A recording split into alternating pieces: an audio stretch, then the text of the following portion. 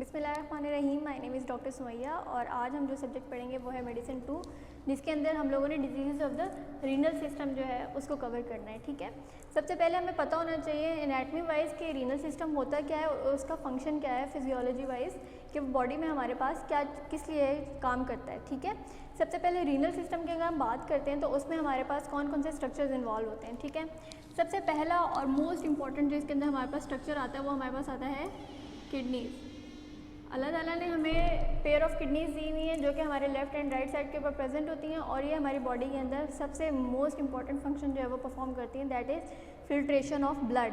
Blood की filtration क्यों ज़रूरी है? ठीक है, क्योंकि आपकी बॉडी के अंदर एक ब्लड ही वाहिद चीज़ है, वाहिद आप कह सकते हैं एक स्ट्रक्चर है जो कि पूरी बॉडी के अंदर रन करता है। ठीक है, तो हर सेल जो है जो कि मेटाबॉलिक वेस्ट बना रहा है, वो अगर पाँव का है, ठीक है, और उसने अपना मेटाबॉलिक वेस्ट जो है वो एक्सक्रीट आउट करवाना है, तो वो सिर्फ ब्लड के थ्रू ही जो है वो एक्सक्रीट आउट करवा सकता है, क्योंकि ब्लड जो है वो हमारे पास हर टिश्यू के सेलुलर लेवल के पास जाता है और वहाँ से उसका टॉक्सिक मटेरियल जो है वो लेता है। ठीक है, इसी तरह हम रेस्पिरेशन की बात करते हैं तो उसमें ऑक्सीजनेशन एंड डीऑक्सीजनेशन में हमारे पास कार्बन डाइऑक्साइड जो प्रोड्यूस होती है वो भी हमारे पास टॉक्सिक होती है बॉडी के लिए, तो उसको हमें बॉडी से थ्रू आउट करना जो है वो बहुत ज़्यादा ज़रूरी हो जाता है। तो उसके लिए भी हमारे पास ब्लड ही इम्पॉर्टेंट रोल प्ले करता है।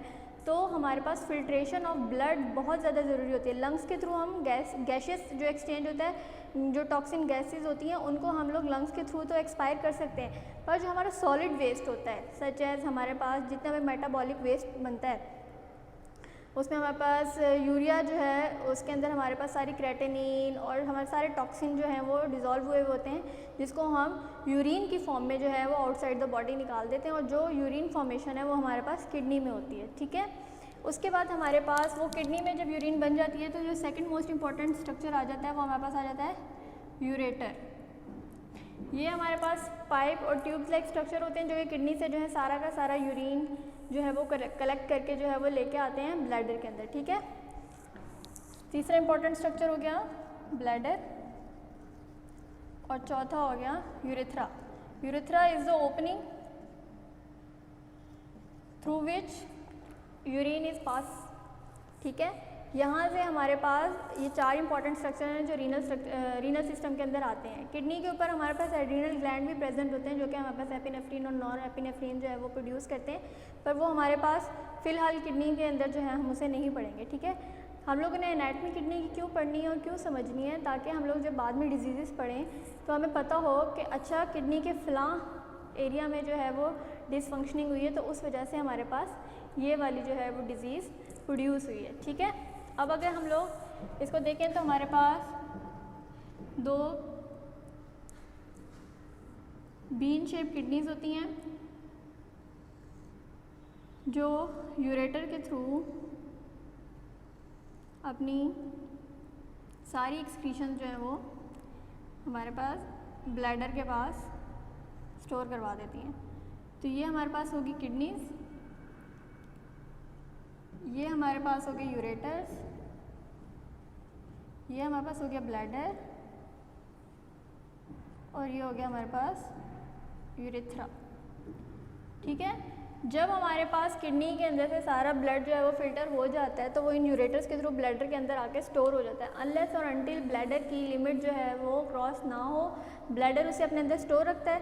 जब उसकी लिमिट क्रॉस हो जाती है तो फिर हमें अर्ज होती है। ठीक है, और वो अर्ज जो है वो हमें फिर क्या कहते हैं, हमें पता चलता है कि अच्छा इट्स टाइम टू यूरिनेट। ठीक है, समझ आ गया? तो वो जो अर्ज होती है उसको हम कहते हैं मिक्चुरेशन। ठीक है, क्या कहते हैं?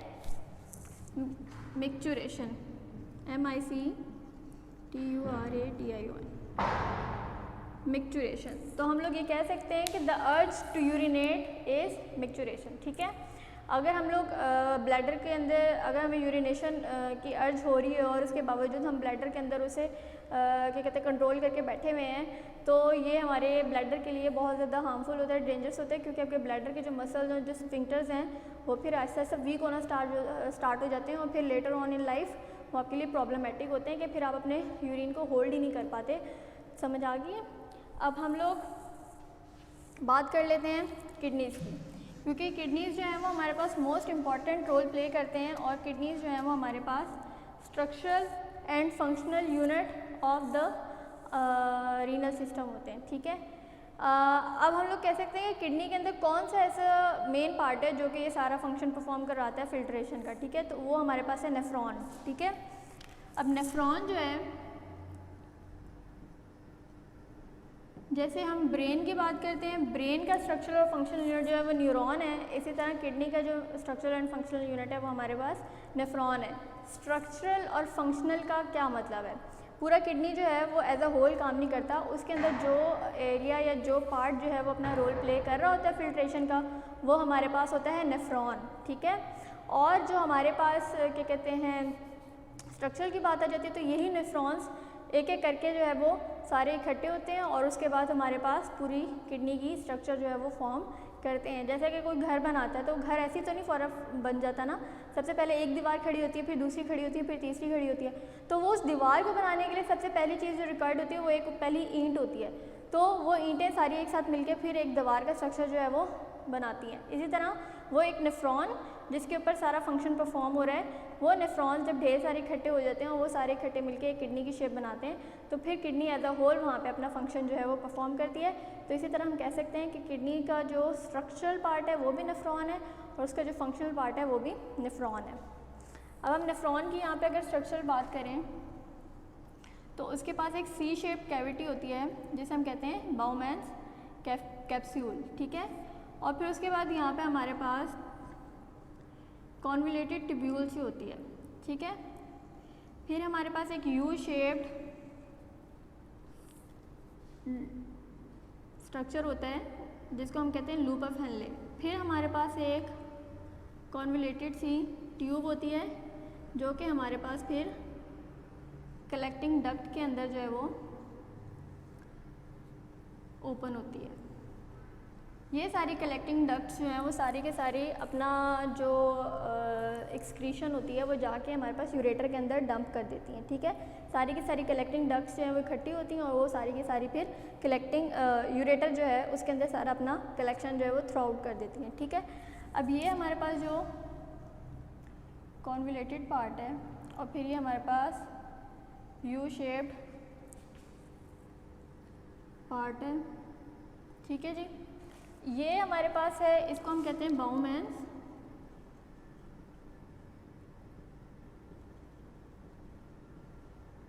कैप्सूल। अब ये जो बाउमैन कैप्सूल होता है ये बहुत थिन लेयर्ड होता है, ठीक है, सिंगल लेयर होती है। और यहाँ पे हमारे पास आती हैं कैपिलरीज। ये हमारे पास एक टफ कैपिलरीज होता है जो कि हमारे पास ब्लड लेके आता है। जो ब्लड लेके आ रहा होता है उसको हम कहते हैं एफरेंट आर्टेरियोल्स।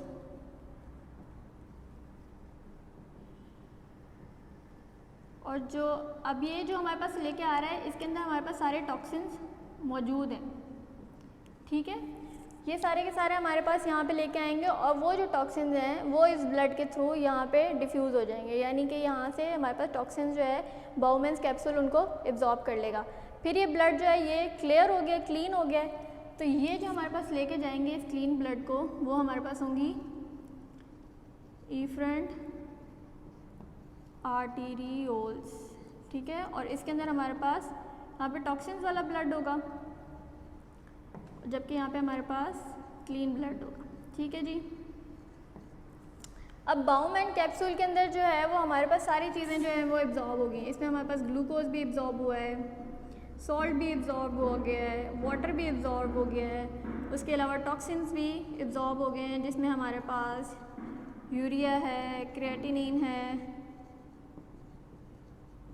और भी सारे जो हैं वो मेटाबॉलिक वेस्ट्स, वो सारे के सारे जो हैं वो हमारे पास यहाँ पे एब्जॉर्ब हो जाते हैं। अब जो हमारे पास कॉन्वोल्यूटेड ट्यूब्यूल होती है यहाँ पे हम लोग देखते हैं कि कौन कौन सी चीज़ें हैं जिनकी हमें ज़रूरत है, जो कि एज अ टॉक्सिन बॉडी के अंदर जो है उनकी अमाउंट पूरी है और उनको बाकी जो एक्स्ट्रा अमाउंट है उसको थ्रू बॉडी से बाहर जो है वो निकालना है, ठीक है। तो ये वाला जो सारा पाथवे है, इस सारे पाथवे में वो सारा काम होता है कि अगर आपके बॉडी के अंदर ग्लूकोज ज़्यादा आ गया तो आपकी किडनी के थ्रू एक्स्ट्रा ग्लूकोज जो है वो भी निकल जाएगा। अगर आपकी बॉडी के अंदर सॉल्ट ज़्यादा आ गया तो वो सॉल्ट भी ज़्यादा निकल जाएगा। अगर आपके पास पोटेशियम, सोडियम कोई भी इस तरह के कैल्शियम के आयन्स हैं वो आपकी बॉडी के अंदर एक्स्ट्रा हो गए हैं, वो भी आपकी यूरिन के थ्रू पास आउट हो जाएंगे। इस तरह जो भी एक्स्ट्रा चीज़ है, वाटर, अगर आप बॉडी के अंदर बहुत ज़्यादा वाटर इनटेक कर रहे हैं तो आप देखेंगे कि आपको यूरिनेशन भी ज़्यादा हो रही है। उसकी क्या वजह होती है कि बॉडी के सेल्स को एक सर्टेन अमाउंट ऑफ वाटर चाहिए। अगर आप ज़्यादा वाटर लेंगे तो आपके सेल्स जो है वो टर्जिड हो जाएंगे, मतलब स्वेल हो जाएंगे, ठीक है। तो आप पफीनेस आपकी बॉडी के अंदर हो सकती है। उस चीज़ को आप कुछ ऐसी कंडीशंस, रीनल ऐसी डिजीज़ होती हैं जिसके अंदर जो है वो आपकी किडनी जो है वो एक्स्ट्रा वाटर को पास आउट नहीं करती, तो वो आपके सेल्स के अंदर जाके जो है वो डिफ्यूज़ होना स्टार्ट हो जाते हैं और आपकी बॉडी जो है वो स्वेल होना स्टार्ट हो जाती है, ठीक है। अच्छा, तो हमारे पास बॉडी के अंदर एक सर्टेन अमाउंट ऑफ वाटर होना चाहिए। जब वो अमाउंट रीच हो जाती है तो फिर एक्स्ट्रा जो वाटर है वो आपकी किडनी के थ्रू पास आउट हो जाता है, ठीक है। लेकिन अगर आपकी बॉडी के अंदर जितनी आपको अमाउंट ऑफ वाटर रिक्वायर्ड है और नहीं है, तो आपका इसका मतलब ये नहीं होगा कि यूरिन जो है वो उतना ही पास आउट हो, ठीक है। फिर यूरिन क्या है, आपकी प्रोटेक्टिव सर्वाइविंग कंडीशन के अंदर किडनी जो है वो आपका प्रोटेक्टिव मैकेनिज्म को फॉलो करेगा और वो कम से कम जो है वो आपका वाटर पास आउट कराएगा, बजाय इसके कि वो ज़्यादा वाटर जो है नॉर्मली एवरेज यूरिन के अंदर जो है वो पास आउट कराता है। और फिर आपका कलर जो है वो यूरिन का बहुत ज़्यादा येलोइश हो जाएगा, तो उससे पता चलता है कि आपके वाटर कंटेंट उसमें कम है और उसके अंदर जो आपका वेस्ट मटेरियल है वो ज़्यादा है। जितना ज़्यादा वेस्ट मटेरियल ज़्यादा होगा आपका यूरिन का कलर उतनी ज़्यादा येलोइश साइड पे जाएगा, जितना वेस्ट मटेरियल कम होगा आपका जो यूरिन का कलर है वो उतना वाइटिश साइड पे चला जाएगा, ठीक है। उसके अलावा बहुत सी ऐसी कंडीशन होती हैं जिसके अंदर आपके यूरिन के अंदर ब्लड भी आना स्टार्ट हो जाता है। वो हम लोग डिजीज़ इंशाल्लाह जब करेंगे तो उसके अंदर हम बारी बारी उन चीज़ों को डिस्कस कर लेंगे, ठीक है। अगर आपके ब्लड के यूरिन के अंदर ब्लड आना स्टार्ट हो जाता है उसको उस कंडीशन को हम हेमाटोयूरिया कहते हैं, ठीक है। बहुत ज़्यादा यूरिन आना स्टार्ट कर दें नॉर्मल वाटर इनटेक के बावजूद तो उसको हम पोलीयूरिया कहना स्टार्ट कर देते हैं। बिल्कुल ही वो यूरिन नहीं आ रहा, वो एन यूरिया हो जाता है, ठीक है। उसके अलावा और भी बहुत सी कंडीशंस होती हैं जिसके अंदर जो है वो हम लोग देखते हैं कि किडनी जो है वो नॉर्मल फंक्शनिंग अपना परफॉर्म नहीं कर रही, ठीक है। अच्छा, तो ये जो हमारे पास एक कॉन्वोलेटेड सी ट्यूब्यूल आ गई है ना, इसको हम कहते हैं प्रॉक्सिमल कॉन्वोलेटेड ट्यूब्यूल, ठीक है। ये जो हमारे पास यू शेप्ड है ना, इसको हम कहते हैं लूप ऑफ हेनले, ठीक है जी। उसके बाद इधर भी हमारे पास जो है ना वो कैपिलरीज जो है, अब कैपिलरीज सिर्फ यहाँ पे नहीं है, अब यहाँ पे भी हमारे पास कैपिलरीज जो हैं वो होती हैं, यहाँ पे भी होती हैं, यहाँ पे भी होती हैं, यहाँ पे भी, यहाँ पे भी, हर जगह कैपिलरीज जो हैं वो होती हैं। क्यों होती हैं? क्योंकि वो देख रही होती है कि अगर इनको ग्लूकोज जो है वो एक्स्ट्रा जा रहा है यूरिन में और उसकी बॉडी को ज़रूरत है तो वो यहाँ से फिर उसे एब्जॉर्ब कर लेती हैं। सॉल्ट अगर एक्स्ट्रा जा रहा हो और सॉल्ट की ज़रूरत हो बॉडी को तो वो यहाँ से एब्जॉर्ब कर लेती हैं। वाटर एक्स्ट्रा जा रहा है, वाटर की ज़रूरत है तो वो यहाँ से एब्जॉर्ब कर लेती है। एंड पॉइंट तक पहुँचते पहुँचते हमारे पास सिर्फ वो पार्ट रह जाता है जो कि बिल्कुल ही अननेसेसरी होता है बॉडी के लिए, उसकी बॉडी को कोई ज़रूरत नहीं होती और वो बॉडी से बाहर जाएगा तभी बॉडी जो है वो अपनी हेल्दी कंडीशन में रहेगी, क्योंकि वो एक टॉक्सिन्स होते हैं सारे के सारे, अगर वो बॉडी में रहेंगे तो बॉडी के लिए हार्मफुल होंगे, ठीक है। अब ये हमारे पास लूप ऑफ हेनले है, ये वाली जो हमारी साइड है इसको हम लोग कहते हैं, ये भी कॉन्वोलेटेड ट्यूब्यूल है और ये भी कॉन्वोलेटेड ट्यूब्यूल है। ये हमारे पास होती है डिस्टल, क्योंकि वो प्रॉक्सिमल थी तो ये हमारे पास डिस्टल कॉन्वोलेटेड ट्यूब्यूल है। और ये वाला जो हमारे पास है ये हमारे पास है कलेक्टिंग डक्ट,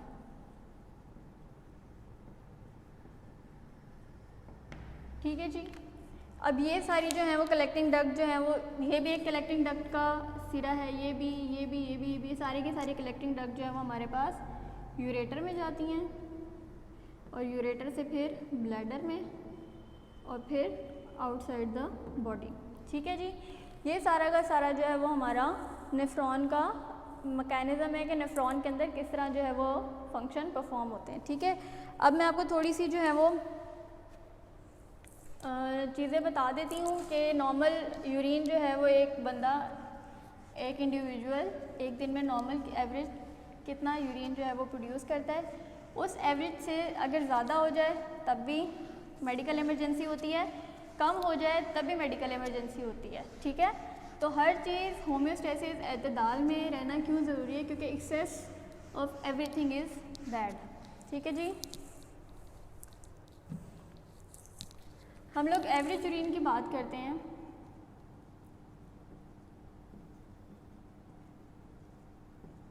एक इंसान अपनी लाइफ में 1 से 2 litres per day average urine जो है वो प्रोड्यूस करता है, ठीक है। अब इस 1 to 2 लीटर्स में आपका इनटेक ऑफ वाटर भी शामिल है। आप जितना इनटेक वाटर करेंगे उसी हिसाब से आपका एवरेज यूरिन जो है वो प्रोड्यूस होगा। अगर आपका इनटेक ही कम है तो आपकी यूरिन प्रोडक्शन भी कम होगी, ठीक है। ये एक नॉर्मल हेल्दी इंडिविजुअल की बात हो रही है जो कि दिन में 8 से 10 गिलास पानी पी रहा है, तो उसका 1 से 2 लीटर यूरिन भी प्रोड्यूस हो रहा है, ठीक है। ये हमारे पास एवरेज आ गया।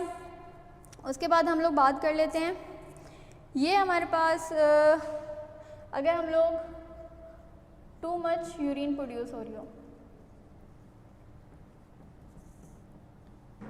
टू मच यूरिन का मतलब है कि ग्रेटर देन 2.5 लीटर, ठीक है। अगर आपकी बहुत ज़्यादा यूरिन प्रोडक्शन हो रही है यानी कि 2.5 लीटर से भी ज़्यादा प्रोड्यूस हो रही है, तो इस कंडीशन को हम लोग कहते हैं पॉली यूरिया,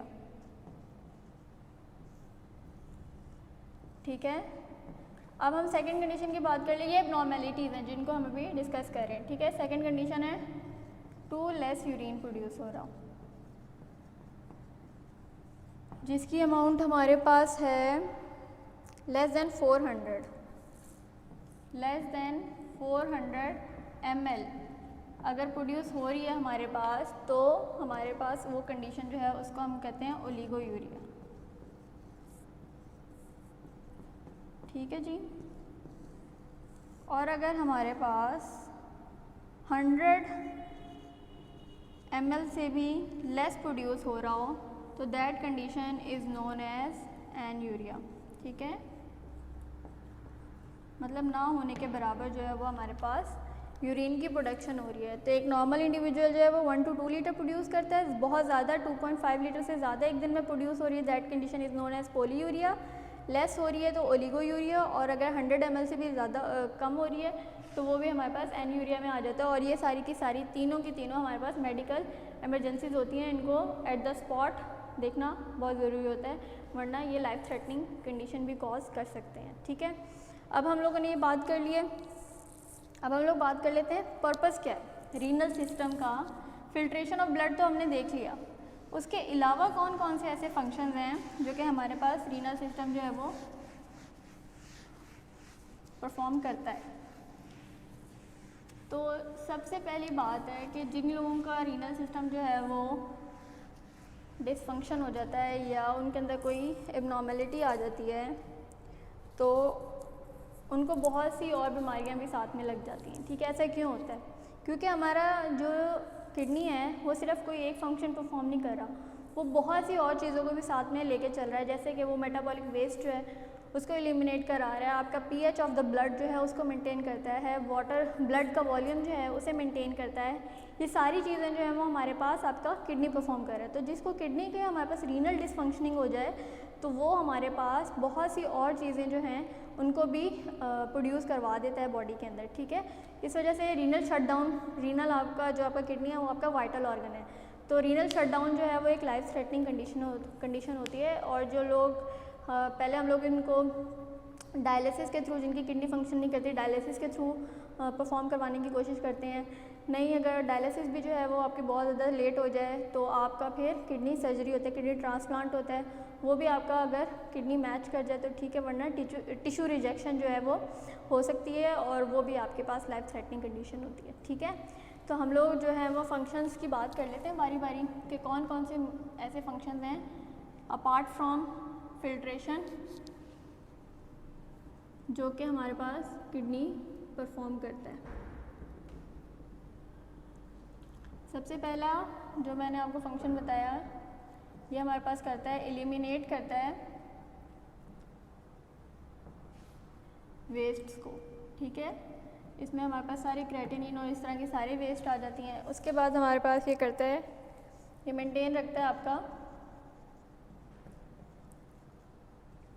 ब्लड वॉल्यूम, फिर ये आपका मेंटेन करता है ब्लड पीएच, ब्लड की जो पीएच होती है वो स्लाइटली एसिडिक होती है। तो अगर ब्लड जो है वो मोर एसिडिक की तरफ जाए तब भी मसला होता है, और अगर अल्कलाइन की तरफ जा रहा हो तब भी हमारे पास जो है वो डिसफंक्शनिंग कॉज कर सकता है। ठीक है, ये 3 फंक्शंस हो गए। इसके बाद हमारे पास ये कंट्रोल करता है level of metabolites and electrolytes. ठीक है जी। उसके अलावा जो हमारे पास ये फंक्शन अपना परफॉर्म करता है वो हमारे पास है ये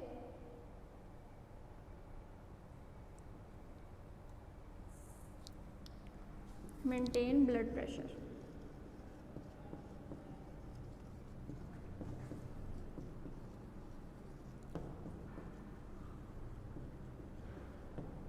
और फाइनली फिल्ट्रेशन ऑफ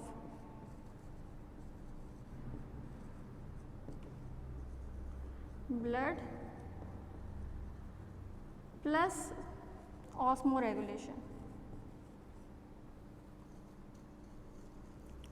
ऑस्मोरेगुलेशन होता है वाटर लेवल को मेंटेन रखना। बॉडी में ज़्यादा वाटर हो रहा है तो तब भी उसे एक्सक्रीट आउट कराता है, कम हो रहा है तो तब भी उसे एक्सक्रीट आउट कराता है। ठीक है, अच्छा बात कर लेते हैं यूरिनेशन की। यूरिनेशन जो है वो हमारे पास इनवॉलेंट्री एक्शन नहीं होता, ये वॉलेंट्री एक्शन होता है। ये हमारे ब्रेन के कंट्रोल में होता है। ठीक है, अगर आप लोग अपनी यंग एज में जो है वो प्रॉपर टाइम पे यूरिनेट नहीं करते, मतलब होल्ड करके रखते हैं उसे, तो ब्लैडर के ऊपर एक्स्ट्रा प्रेशर डाल रहे हैं आप, तो उस टाइम तो ब्लैडर के जो मसल्स होते हैं वो अपनी अच्छी कंडीशन में होते हैं तो वो उसको होल्ड कर लेते हैं।